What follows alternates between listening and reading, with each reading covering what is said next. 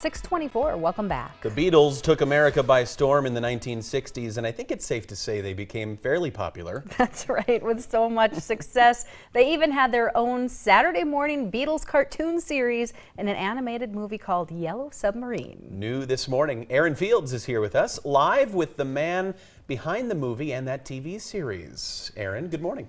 Good morning, Tim and Alicia. I'm here with Ron Campbell. He's the director of the Beatles cartoon series and the animator of the Yellow Submarine. But Campbell has also been a part of many other popular projects. All this weekend, he will be in Bismarck at the Art and Gallery showcasing all of his work. And good morning, Ron. Thanks for being here this morning. It's my pleasure, Aaron. Glad to be here. Well, good. So, Ron, first question. So, how did you get started with drawing? Oh, gosh. Like you did, like everybody did. I was perhaps 6 or 7 years old, and I was drawing away, and I went to the movies on a Saturday afternoon and see Tom and Jerry cavorting around, and I thought they were real animals. And when my grandmother told me, no, they're not animals, they're not alive, they're just drawings. And it was, oh, just drawings? You mean I can do drawings that come alive? So I became obsessed with making cartoon films from a very early age. And I carried that all through my teenage years, art school. And then when I came out of art school, television had arrived in Australia. And for the first time, it was actually possible to make a living doing animated television commercials. So I went around Sydney pretending I knew how to make cartoon films, and there I was making cartoons in Australia. What was the first thing you started drawing? What was the what? Like the first thing or the first series you started working with before? Oh, the first cartoon I made was a television commercial for a centipede being sprayed by a bug killer.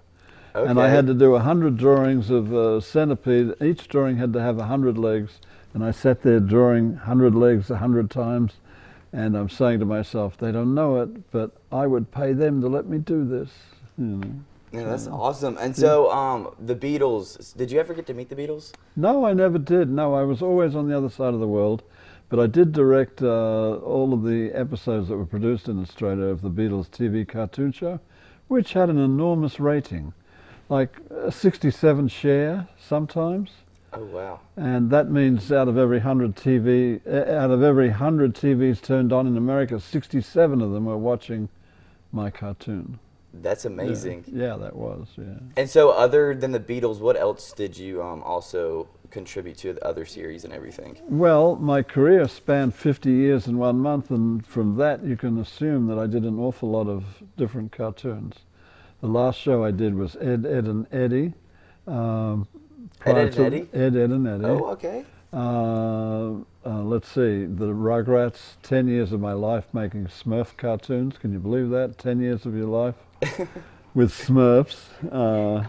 Scooby-Doo, George of the Jungle, Flintstones, Jetsons, a plethora of different shows.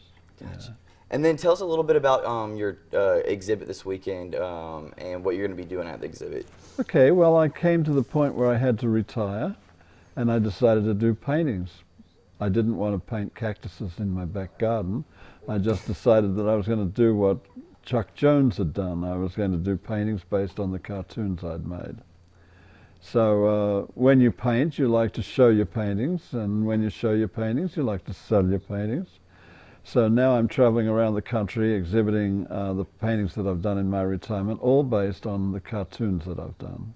Well, that is awesome. But thank you so much, Ron, for being here this morning. We ran out of time. But for more information on where Ron will be and the times he'll be at the Bismarck Art and Galleries, head to our KX page, kxnight.com.